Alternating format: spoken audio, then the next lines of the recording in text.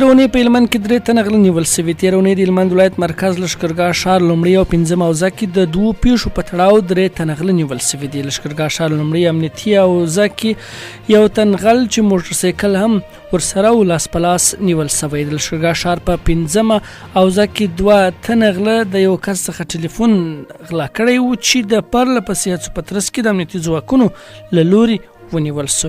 هلمند کې داسې مهال 3 غله نیول کېږي چې له دې څخه وړاندې هم ګڼ شمېر غله نیول سوي دي.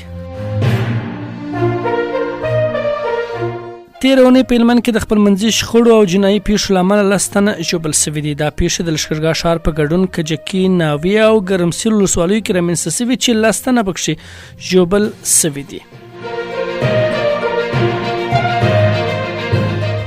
تېره اونۍ په هلمند کې د ټرافیکي پیښو له امله 2 تنه ژوبل سوي دي. تېره اونۍ د هلمند ولایت په باباجي، ناوې او ګرمسیر ولسوالیو کې د ټرافیکي پیښو له امله 2 تنه ژوبل سوي.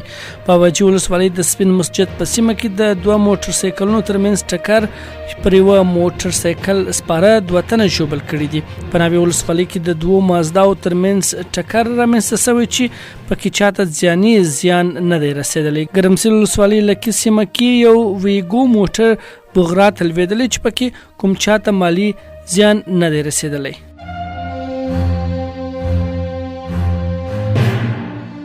افغان لوبغاړي حمید خوشدل د بدن ښکلا او فټنس د نړیوالو سیالیو په 14 پړاو کې د فزیکي فټنس په کټګوري کې د برونز میډال ګټلی دی. د افغانستان د بدني ښکلا او فټنس فدراسیون په وینا 4 کسیز افغان ملي لوبډله به سبا هم په خپله کټګوري کې سیالي وکړي. دغه سیالي د څه باندې 44 هیوادونو په ګډون تایلنډ کې ترسره کیږي. د فوټبال نړیوال جام کروشیا نیمه پایلوبې ته ووته. د فوټبال نړیوال جام د 2 غوره لوبډلو کوارټر فاینل په لومړۍ سیالۍ کې کروشیا لومړۍ لوبډله سوه چې د برازیل له ماتې وروسته نیمه پایلوبې ته لار پیدا کوي. د دغې لوبې ټاکل سوي 9 دقیقې له ګول پرته پای ته ورسېدې، خو د پایلوبې معلومېدو لپاره یا د سیالۍ 30 دقیقې نورې وغځېدې چې بیا هم 1-1 مساوي سوه، خو د پینالټي په پړاو کې 4-2 کروشیا دغه سیالي وګټل.